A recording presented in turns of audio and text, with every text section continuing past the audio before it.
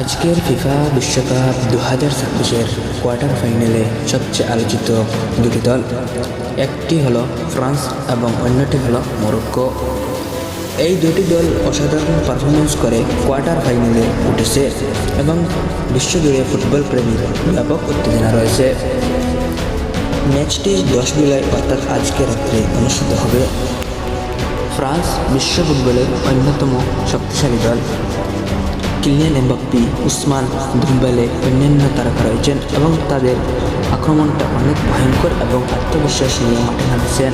অন্যদিকে মরক্কো আবার প্রমাণ করেছে তারা তখন বিশ্বের অন্যতম সেরা দলগুলোর মধ্যে একটি শক্তিশালী রক্ষণ, দ্রুত পাল্টা আক্রমণ এবং দলগত খেলায় তাদের সবচেয়ে বড় আক্রমণ।